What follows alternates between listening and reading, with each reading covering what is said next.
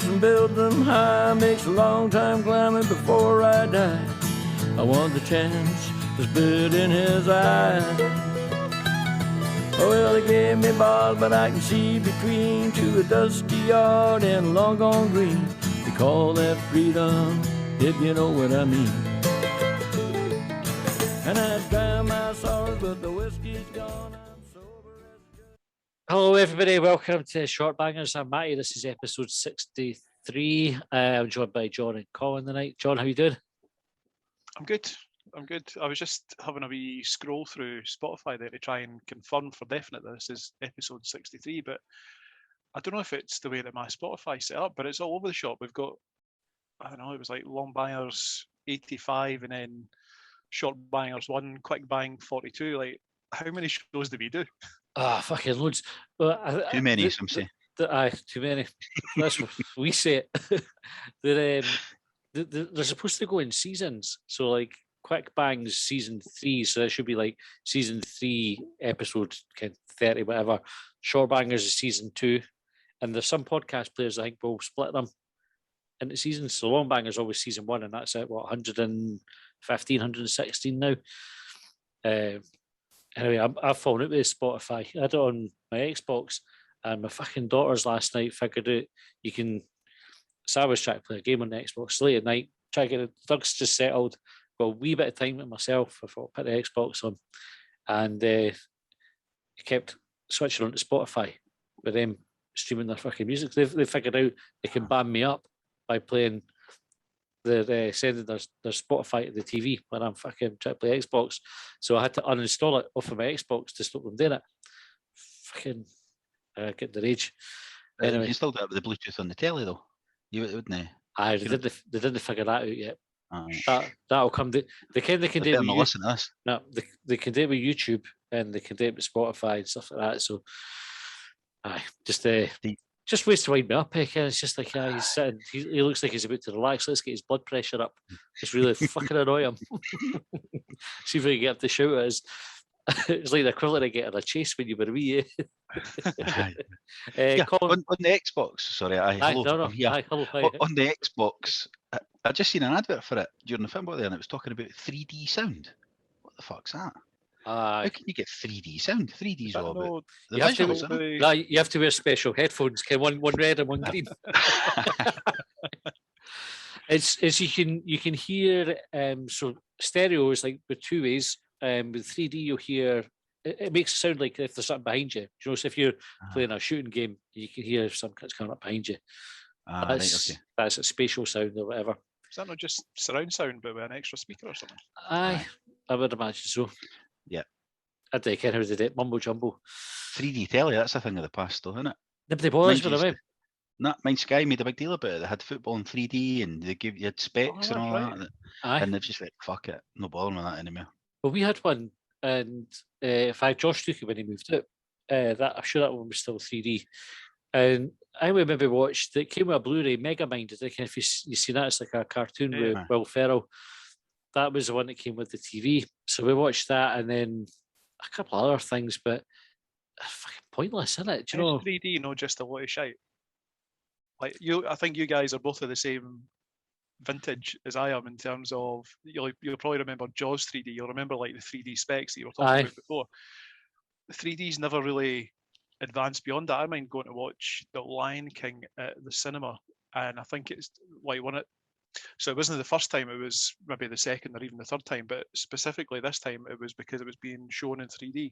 And I remember one scene out of the entire film that was in 3D, and I think it was when the wildebeest were running over the top of the hill just before Mufasa, Simba's dad, got killed. Apologies if I've given you any spoilers. You've had plenty of time for about 40 years. And it was just like, really? Is that it? Like 3D is just like, it's a one-trick pony. I went to the pantomime at the Christmas at the King's. That's your life, Colin. Is it? That's people.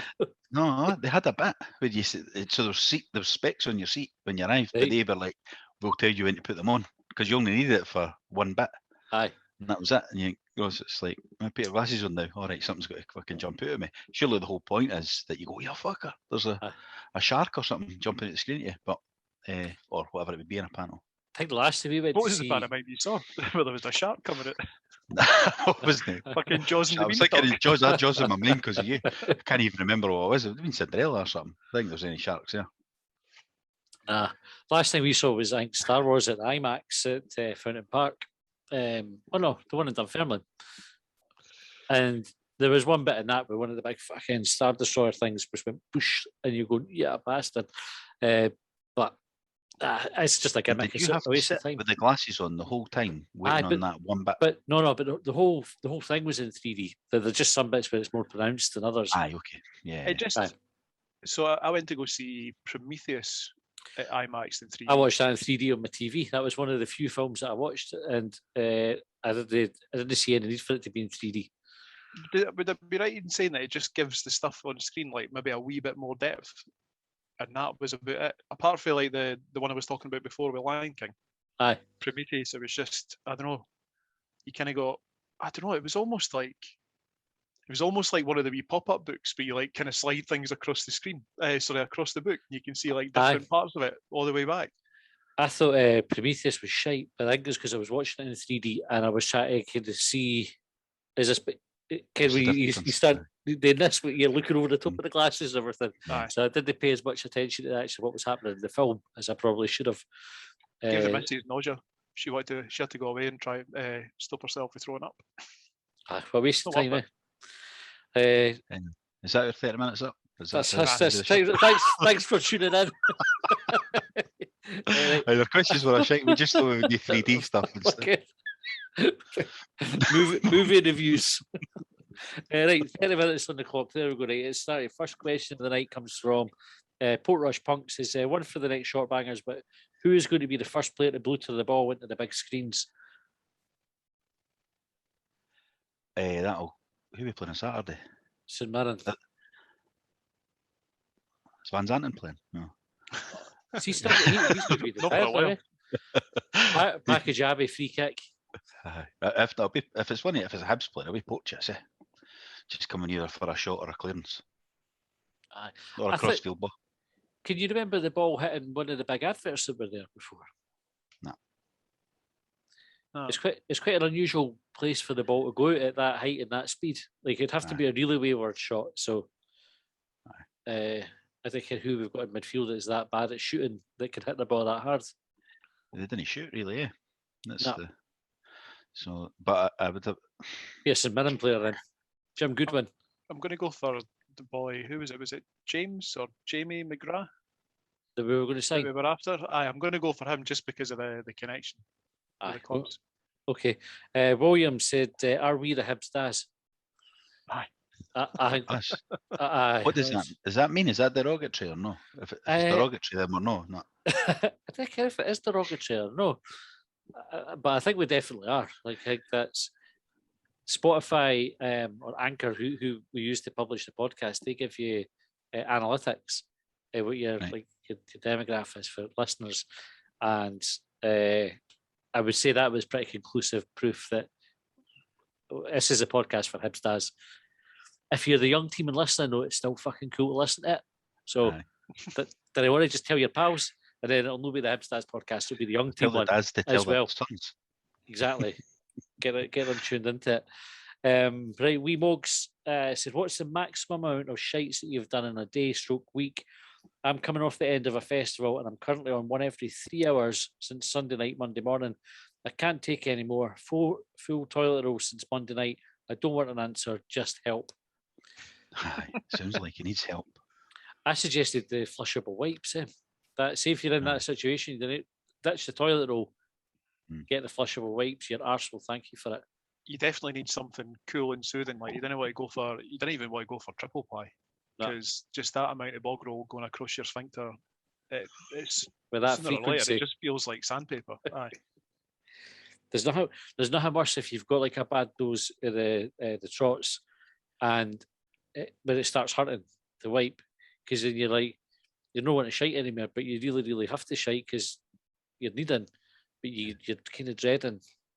It just becomes a horrible situation. Yeah, but he's not talking about when you've got a bug. This is self-inflicted. This is self-inflicted. Yeah. So I mean, either self-inflicted stuff you'd rather than bugs, because bugs is one of them that, as you say, it's sore on your arse, but your stomach gets that sore at times that it's the relief of. You think what's worse? So, but I'm thinking self-inflicted. I get it. You get it. We're getting cup final days and derby days and all that. That's sure. The derby shits. Yep. Oh, I tend to get. I need quite a lot of peas rather than shits as well one day days. So I'm kind of the nerves go for me, and I need a pee more often. Can you think of a time, right, where you've had a shit without having a piss? No. Is it possible? I was thinking this when I had the dugout the other day, and they did a shit and they piss. I was like, oh, is that a uniquely dog thing, or did people do that as well? I can't think of a time ever that I've had a shit without accompanying it with a piss. Are you talking about fully formed jobbies? Or are you talking about like any sort of bowel movement? Because I think if you have diarrhea, there's no peeing happening there because all the fluid is directed to your back end. Aye, you would pee with the first one right enough, wouldn't you? But then after that, never had a fully formed jobby without having a pee. It's just it's all part and parcel. Yeah. Right. This was sent in. I can't remember what day it was, Monday or Tuesday. Anyway, so Mogs, I hope you're feeling better.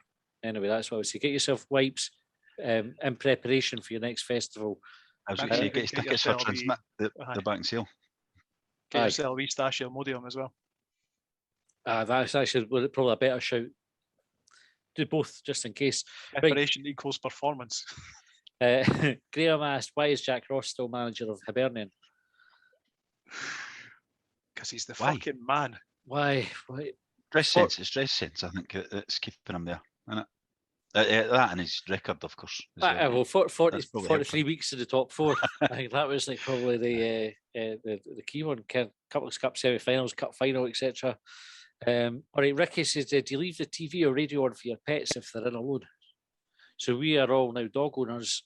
If you're leaving the dog in itself, no. Radio on, TV on? No. Why would you do that? Does people do that? Does he do it? I believe folk do it. Somebody replied and said that they leave it on its favourite channel, which was Alibi. That was Brian Stevenson said that, and Dave said they normally leave Sky Sports on for it. I prefer to think we're just sitting on the couch like that. Fuck's sake, this deadline day's getting out of hand. I fucking hate Charlie Nicholas. That's right. He's fucking hopeless. I was going to say that I prefer to think my dog's got a casual interest in National Geographic. Just leave a magazine and a cup of tea. A newspaper in case it's needing a shite. Ask him if he needs anything brought in when I'm out at the shops.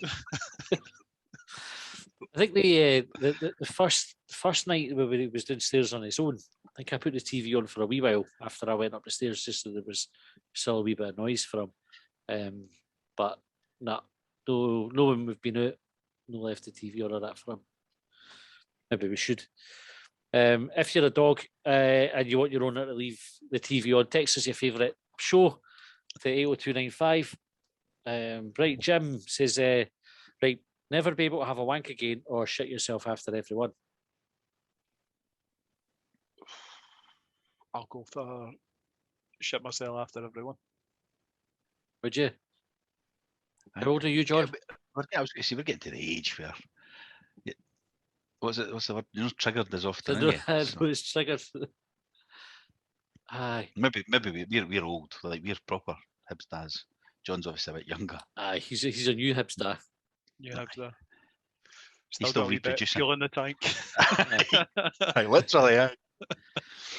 You could just, if you planned it, you could just stay on the toilet and then you'd be all right. Aye. Okay. Although the piss would be difficult, wouldn't it? Because you'd have to kind of stand up and turn around and bend it back down towards the. You could have the piss, get started, then have your shit. Oh, that's a good idea as well, aye. You ever try to piss with an erection? No full bore. It's still difficult though. What? What about you, John? Probably. What tactic did you try to push it down, or did you stand further back and try to aim the arc? Both like Did try to work handstand? it, and then just sat down the next time. Like we just got to sit and fucking. Just remembered my high school Pythagoras theorem and got on my hands, pointed it in the direction of the toilet. Hope for the best. Ewan Wilson says, plain and simple, really, what's a Gorgie rule?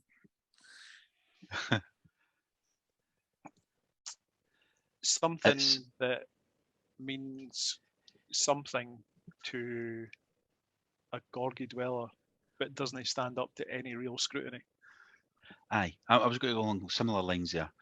So it's like a rule where the creator has no self-awareness. For example, Save the Children sponsorship or longer sponsorship. Or morally top. Or having a castle view where you can't necessarily see any fucking castles. You must build a staircase. Stairs don't have to lead anywhere. There's a great seats are not required for an all-seater stadium. Aye. So you and through the Down the Slope podcast had tweeted that question, I think, just after the derby on Saturday, and then there was a boy, presume it was a boy, a virgin probably, came on Hibs.net and lasted about 3 posts before giving it Gorgie rules and a picture of Scatchell went 5-1 and all the rest of it. And then, so obviously we edited his posts to make them say something different. But then that spawned a thread that kind of triggered me to think of Ewan's Twitter question about the Gorgie rules. And so there's a very funny thread on Hibs.net with loads of them. So I think somebody tweeted like charity money is anybody's money. It's just a slush fund. Just a slush fund. Neil Rent says, what would you wear if you went to the Met Gala? Oh, here, did you see some of the outfits that folk were kicking about in? So what is the Met Gala? So I'm aware of it, but police uniform. Is it to do with is it to do with the police, or is this something fucking completely different? I actually don't know. I think it's just something that takes place every year, and if you ever have a look at the Daily Mail and the Sidebar of Shame, every year around about the same time, you'll see folk that go to the Met Gala wearing ridiculous stuff. So I think Lewis Hamilton this year was wearing a tin flute, but he also had what looked like a pair of his mum's neck curtains on one leg. Aye. And I can't fathom why anyone would ever go dressed like that. It's because he's going to the fashion industry's equivalent to the Oscars. That's why. Right. Because that's what it is. The Met Gala. So you have to dress like a prick. Like that's the. It's these designers, models, and Hollywood stars gather together to compete for media coverage. So you wear something ridiculous, so that the media are interested. We probably shouldn't slag it too much, because if we get an invitation through for next year, we're going to have to fucking participate, and then we'll look like fannies if we've slagged it off tonight. This time next year, boys, before we go to the Met Gala. We'll be trolling the Twitter and the podcast. They call us. They'll go, you fucking hypocrites. That's you. Is this you? Yeah, Twitter's been rife for that recently. I actually went through a wee process in the last couple of days of trying to delete all past tweets just in case there was something out there that someone might have taken offence at, like unwittingly. Look at the amount of context. Just look at the amount of context yourself, because that's what will happen when it happens. Aye. Did you see the thing with Hamza Yousaf today that he was on his knee scooter, and he came off it? He was moaning about it though, that folk had shown the video, and you're like, fuck's sake, mate, like folk used to send stuff like that and you've been framed and get some money off it. He's just, he missed the trick. Aye. It was some fall. Like, did they need him? He'll be the one that the gang are after now, though, because he's the SNP guy that keeps talking about sectarianism, eh? Aye. They'll be hounding him.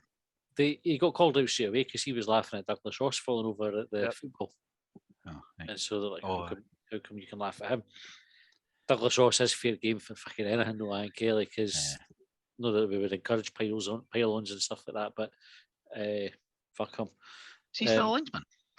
I think so, aye. He is. Imagine being a linesman and a Tory. I know. I thought all linesmen were Tories. Maybe you're onto something, John. Right, Matt said, what's the best away day you've ever done? games at Hampden for the Cups don't count. So you had any really spectacular away days? John, you've probably been to, or the Cash Con, you've got quite a lot of away games as well. I didn't go to that many away games. I've been to them, but no tons and tons. I've not been to loads. I went a spell like one. The one that came to mind there now was the Hibs one. I went to Liverpool for the weekend. I went down to Everton, Man United back in 2000 and something, early 2000s. And it was a Friday afternoon pick up York Place. Then they got back to Sunday night. Were you in the home end or the away end though? The Everton, the home end. Right, so does that count as an away day? Well, it was away for me because I didn't fucking come to Liverpool. So you were in the home end though. No, I mean, no, my home. What's that day? What about you, John? I had a few good ones. One that springs to mind was it Hibs? I want to say Hibs Kilmarnock 4-2. Lee Griffiths. I think he maybe scored a hat trick that day. Scottish Cup game, aye. We were in a wee, I want to say we were in like a wee social club or bar beforehand. And we basically, like me, I think 3-4 mates basically took the place over, went up, kind of climbed the pool table, got basically a Train Spotting soundtrack played, like queued up on the jukebox, and that was really good. Another one that sticks out as well. So for a period when I was younger, any away game that I went to, my mate McBee, the boy that collects the football shirts, if he was hanging, like dying, Hibs would get a result. And there was a couple of notable ones. There was 3-1 Celtic Park, there was Sproul hat trick, and then fast forward quite a few years later, my mate was taking his laddie Daniel to the game. It was Hibs against St Johnstone, so Heckingbottom's just been sacked. And my adopted dad, he'd been at the night before, and he said he was dying beyond belief he wasn't making it out. So McBee got his laddie to put together a wee video and say, Sean, come on to the football, stop being a fairy. So Sean, sure enough, came to the football. And I think it was Daniel's touchwood. I think it was his first away game. And Sean came out hanging, and he carried on that tradition of someone being hanging and Hibs getting a result. 4-1, Dodge hat trick. Boom. I think going through to Kilmarnock with my cousins. So my cousin was driving, and he had like a wee Suzuki Swift when they were kind of first out, like a wee kind of fast, kind of nippy wee motor. And what I remember, I think I might have told this story on the podcast before, where people might have taken apart a bit of the McDonald's drive-through that I worked at. I can't remember if I told this story. So you have told that one. Aye. But on the way to Kilmarnock, we went through for the drive-through because the thing had gone missing the night before when folk were drunk and maybe didn't have the best memory of it. When we pulled into the drive-through lane and saw the drive-through with the carrier bag, then all of a sudden it came when you get up, we go, oh fucking hell! I remember what was happened here and the magnitude of what you done. So that was a wee trigger. I think Hibs drew one each that game. I can't remember who fucking scored, but that was a good one. Drinking all the way through to Kilmarnock. It's quite a long journey through to Kilmarnock as well. That's the thing. When I go to away games, I tend to take the car. I rarely get a bus or the train, so I miss out on that part of it. I got a lift through for that one, so that was all right. Okay, Liam says, where do you think Jack Ross does his weekly shop? It's Marks and Spencer's, The Waitrose deliver. A weekly shop at Marks? Aye, the Waitrose deliver, aye. So I reckon that's where he'll be going. Harrods. I'm going to say Harrods then. Do you know, I reckon he's probably a Hello Fresh kind of guy. Mm. He spends more time. I still need to do the weekly shop then, that though. Well, that just gives you your dinner at night, and so it's only four. You only get 4. Bread and milk. Aye, and your fruit and all that shit. Breakfast. So he's getting his milk delivered. I think he supports local businesses. That is an expensive fucking way to do it. Like we get our milk delivered, right? Because we started through lockdown for the same reason, for we support local business. But we always get too much. Like, it's fucking nonsense. But the thing is, the week's so we get 3 bottles of the kind of 4 pints, and for a family of 5, that's sometimes all right. Depends what breakfast cereal we have in. See if we've got a breakfast cereal that every cunt likes. That's just enough milk. As soon as they're ripping into the toast, it's fuck. Aye. So the amount of times we've got to so it comes on a Friday morning, so we get to the day, and I'll message next door and can you do any milk? And we just hand it over. So I've changed the order now. I've taken it down to 2 bottles. So guaranteed you got to get good cereal this week. I fucking it's an app. To the shops. But do you get the plastic bottles? Aye. Like, well, we started with that in lockdown, and we went to glass, right? Because we thought, oh, we'll be off again. Like the glass, because you recycle the bottles and that and all that shit. And I can't remember what I was doing, right? But I was looking at the outgoings at one point, and I'm like, then looking at the direct debit scheme, you look at them and say, what's that again for? Cancel, whatever, right? And I went, what the fuck's that? McQueen's Dairies. Like, and I was like, is that a week? That's weekly, eh? Aye, that's weekly. I was like, we're paying fucking, I can't mind what the number was, but it was like fucking 60 quid a month in milk or something. Like, whoa, wait a fucking minute. Aye. Even if you go back to the plastic though, it's still like 40 odds, Ken, or 30 or whatever. And you think, that's still fucking dear, because it's 89p or £1 for 4 pints in Tesco. And then because you phone McQueen's to cancel, and they go, oh, well, we'll get money off in that, you're a loyal customer. I was a fucking loyal customer before I phoned as well, mate. Aye. So we binned it, but it was costing us a fortune. I was getting like, we got the glass bottles, as I say, and it was something like, I don't know, 6 on a Tuesday and 4 on a Friday or something. Or it was the other way around, actually, because we needed more over the weekend. It was when the delivery, it was 4 days versus 3 days between them. And I bought a pint of orange juice as well. I was getting on a Friday, in the glass bottle. Aye. I was like, well, wait a fucking minute, this is costing. It was costing an absolute That's fortune. living the high life for that, isn't it? I was going to say a pint of orange juice just for yourself. So you've cancelled the entire order. I've got fucking 3 daughters in this juice. Do you think I get anywhere near the orange juice? It goes in the fridge, and I'm like, I'll have that later on. And I go back, and it's like a fucking dribble in the bottom. I'm like, fuck's had the orange juice? Aye. I was actually hoping it was orange juice with the bits in it, because nobody else will touch that. With the dad in it, I quite like that. But it was just a plain. But anyway, taking it off tangent. It's too fucking dear. I bet you Jack Ross gets his for there though. Aye. I'd probably more than 1 bottle of that orange juice as well. Aye. So he should. Andy asked, do you eat or drink soup? Have we had this before? Yes. The answer is yes. Yes, well, I guess you do. But which would you consider, if you have a bowl of soup, have you eaten it or drank it? You know what? I don't think I've ever described it as that. I've always just went, I'm having a bowl of soup. I've had a bowl of soup. Yeah. Rather than I've ate a bowl of soup or I'm drinking it. I've definitely never used drink a bowl of soup. No, you wouldn't. I think I've ever said eat either. What if it was a cup of soup? Would you drink a cup of soup? Aye, you would, aye, I think you would. Do you I still have a cup of soup. Would you use a spoon with a cup of soup? To stir it. You need to stir it because it's all the fucking shit goes to the bottom. But would you still use it beyond that, or would you just then take it to like a mug of coffee? Drink it like a cup of tea. What were you, John? First of all, do you eat or drink it? Yes. Good. That's the correct answer. We need to get better with our questions, or we're just going to get these straight answers. So see with the cup of soup, like see if it's maybe like a noodly one. I think you probably need a spoon or a spoon to eat it. The noodle ones. But if it's like an entirely smooth, like say it's a tomato soup, then I think you drink that. If you need a utensil to attack your soup, you're eating it. You're eating it. They used to have a vending machine when I worked for HSBC, and that did all sorts of different soups in it: tomato soup, chicken soup, etc. Loads of different types. Two types at least 2 types. And there'll be one that they had. Ken, there's always a soup that they have like fucking empty once. Oxtail. Beef. It's not going to expire. It's been sat in the vending machine since 1987. It'll not expire until 2087. But it was fucking quality, and then because they were tight, they stopped it. I was gutted when that happened. It's like, fuck off. They also had the world's worst vending machine when I started at HSBC. Actually, there was a fucking right. Do you know how folk get reputations for being a wee bit kind of creepy, right? I don't know what you're talking about. In offices, right?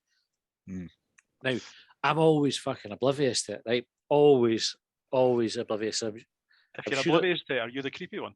Nah. But there was so this vending machine, and I remember being fucking weirded out at the end of it, and then somebody saying, but this person's creepy, and then I went, well, that fucking makes a bit of sense. The vending machine had loads of layers, and it was like a turntable on each layer, right? And so you would select what you wanted, and it had like a wee plastic door would unlock, and you'd open it, be able to reach in, take whatever you'd selected and take it out, which would have manoeuvred around. it was totally unreliable though. So you basically got, it was potluck. You would put the money in, blah blah blah, and you vending machine roulette. you might get a prawn salad sandwich. You might get an orange. You might get a toffee yogurt. Ken, it was like one of these black ones. 32. Yeah, you'd have no idea what you were going to get. And the guy was like an operations manager or something. I can't remember what his title was. But there was one day I was up in the canteen and I worked 12 to 8, so it was like right late on in the evening. It's only me up there. And I've gone to get something. It's open. Fucking empty slot. I'm like, I go, bastard, right? I've been that unlucky that it's opened at an empty bit. It's kind of spun round. There's fucking nothing there to take. And I'm like, and I turn around and there's a guy and he says, "Oh, did you not get anything?" I went, "No." And he put his hands on like both my cheeks like this. He went, "Oh, well, we'll get you sorted out." And I was like, "All right." And then I never thought of anything of it. And then I was like walking away going, "I was a bit fucking weird." I just didn't, but I was like, I was young, yeah. Fucking hands off me. I was young and I just kind of walked away. Done that to you? Aye. I think you meant he done it to himself. No. And he's saying, like shock. Like that. Fucking hell. And I just went, Ken, just to like I say, went away. Then I You're thought about me laddie though, weren't you? Oh, what's that? I was thinking about it, and then I told somebody, and they were like, "Oh, fuck's sake, no again." I was, "What do you mean no again?" And then there was like other instances where this person has been involved, and eventually he got moved to the office. But I was like, it just didn't cross my mind that fucking Peterhead prison, like didn't cross my mind that would be in him. But like, I'm sure I think I've told this story before. About when I talk about being oblivious to it, and I properly mean it. So there was a night I met this girl, an Australian girl, in Liquid Rooms, and I'd arranged to meet her the next night at the Felix in Firkin. Right? You keeping your voice in here. Sorry, it was a long time ago, and so she was like, she wasn't a midget, right? She was wee, like, and obviously I'm quite tall, not as tall as you, John, but quite tall, and so she was a lot smaller than me, and not that that's relevant to the story, but anyway, I'd arranged to meet her the next night for like some fucking pre-mobile phone days and everything like that, so it was like you meet, arranged to meet, and that's where you turned up. So the next night, Saturday night, turned up, got and ordered a pint, sat down at a wee table. Man United were playing, so have a pint. And they sign us last year. Right, go get another pint. Going 2-pint rule. But it's a good game. Anyway, as I'm sitting having a drink, this old boy sits down at the table, right, and he starts chatting to me, and I'm chatting to him. And I go, "Fuck it, right." So I thought, I'll just stay having a blather with this boy. Gets another couple of pints, and when I think about it now, because he says, "Oh, are you enjoying the football?" I says, "Aye." He says, "I just watch it for the players' legs." And I just thought, "Oh, that's a shite joke." I had a wee laugh. "Oh, aye, good." And so the game finishes. I'm quite drunk by this point, and he's an author, and he's telling me about these books. He says, "I just live in the flat next door." He says, "Come out, can I give you one of my books?" I was like, "Aye, that's great." So we went out, and then I went in the flat, and the door shut. And like the penny drops, and goes, "This boy's no." He's the way to pump me. How have I ended up in this situation? I've come out for a date. And you found one. And you got your hole. It's gone completely wrong. So I obviously kind of made my excuses and left fast then. And then I got into the flat, and my family's like, "Fuck have you been?" I was like, "I was in the Felix in Firkin." And I said, "You meant to meet somebody?" I was like, "Aye." He says, "Some lass has been phoning you. She'd waited outside the pub." Who waits outside the pub? She's looked in and she's thought, "Oh, he's found somebody else." Maybe. I'm like, fuck hell. Was that a good book? It was about Scottish historic Scottish politics. He signed it in that. I didn't have it anymore. I left it in my His phone flat. number and that underneath it and everything. But that was the came just with the penny dropped, and I was like, I hadn't given it any consideration at all. Was it the security lock snap shut? It was like, this is how folk get murdered in that. Like, just kind of looking for signs and going.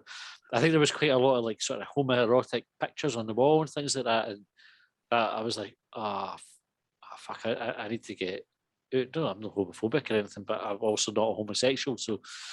Just to save any further disappointment for the boy, I was like, "I'm away then, see you." Taxi! Right. I can't even remember the question. Soup. The question was about eating soup. Well, in that story, you did say a word that made me think, was she a dwarf or was she a midget? As well. Well, what's the difference? And that's what I don't know. And that's what I was about to ask you. If anybody knows the difference between a dwarf and a midget, could they text the Auntie 0295 on Saturday? Aye. The other weird thing about that story, right, is there was a lassie that was pals with at the time called, you care about, don't name her for the joke, it's no fair to, who sometimes we would pair up, and then, but most of the time we're just pals. It didn't really work when we paired up, but she would get off possessive, like see if there was like the hint that I might go off with somebody else, then her interest would all of a sudden kind of peak again.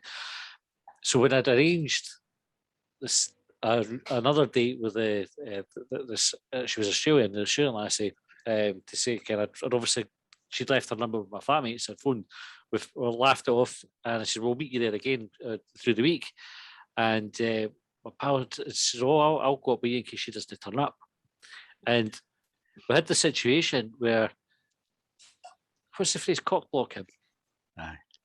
Where she would try to stand in between me and the Australian girl all the time. So like I was trying to kind of move around, and it was like actual farcical. In fact, there was one. So anyway, nothing happened with the Australian girl. Long story short, Neil, like she's like, what the fuck's this all about? That just didn't go anywhere. That was the last I saw of her. But there was another night we'd been in the Citrus Club. So I'd actually been out with my pal. Totally float on, like nothing going on. We'd been in the Citrus Club and it was dead. I remember like I'd gone up to dance and this lassie, that's her time's up, bloody hell. Had come up to me. She was American, and she says, "Oh, why are you not dancing with your girlfriend?" And I was like, "It's just my pal and everything." She's like, "Oh, all right." And then so we kind of ended up chatting to her, and I said, "Well, Kim, things progress. You can come back to the flat." She's like, "That's fine." So we get a taxi down to the flat, and my other pal says, I'll come to your flat as well. And I'm, all right. And we're sat in the taxi, Sam in the middle, got pal one side and the American girl on the other side.